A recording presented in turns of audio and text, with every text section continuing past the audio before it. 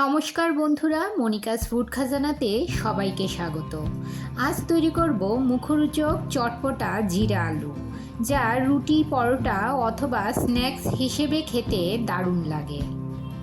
জিরা আলু বানাতে আমি এখানে দুটো মিডিয়াম সাইজের আলু লম্বা লম্বা করে কেটে নিয়ে আলুগুলোকে জল পাল্টে পাল্টে 2-3 বার ভালো করে ধুয়ে নিয়েছি।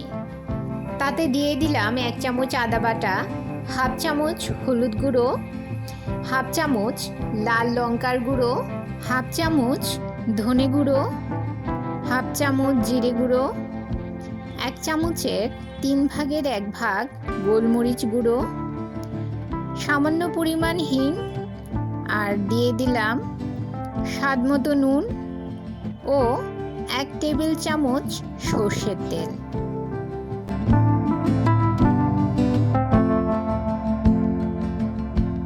মশলার সঙ্গে আলুগুলো ভালো করে মেখে নিতে হবে, যাতে সমস্ত আলুর গায়ে মশলা লেগে থাকে।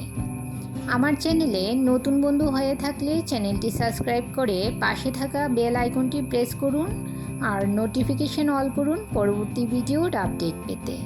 আর যারা ফেসবুক থেকে ভিডিওটি দেখছেন তারা ভিডিওটিতে একটা লাইক দিয়ে পেজটি ফলো করুন।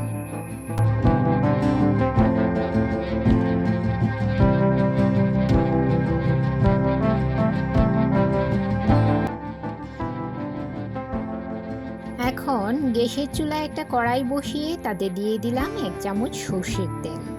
আলু মাখার সময় সর্ষের তেল দিয়েছিলাম, তাই আর তেল দেওয়ার প্রয়োজন নেই। কড়াইয়ের চারদিকে তেলটা ভালো করে স্প্রেড করে নেব। তেল গরম হয়ে গেলে তাতে দিয়ে দিলাম 1 চামচ গোটা জিরে। জিরে থেকে যখন সুন্দর গন্ধ বের হবে তাতে দিয়ে দেব মেরিনেট করা আলু।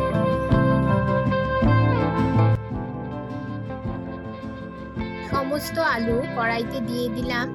এখন ঢাকা চাপা দিয়ে আলুগুলো 15 মিনিট রান্না করে নেব। 15 মিনিট পর ঢাকা সরিয়ে নিলাম। এখন আলুগুলো উল্টে নিয়ে আরো 10 মিনিট রান্না করে নেব।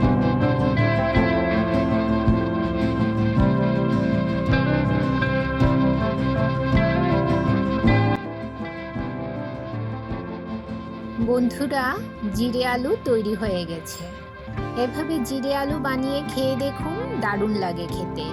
খুবই মুখরোচক এই জিরে আলু গরম গরম পরিবেশন করুন যে কোনো চাটনি অথবা কেচাপের সঙ্গে। রেসিপিটি যদি ভালো লাগে অবশ্যই একটা লাইক করুন। আপনার একটা লাইক পৌঁছে দিতে পারে আমার রেসিপি আরও বহু মানুষের কাছে।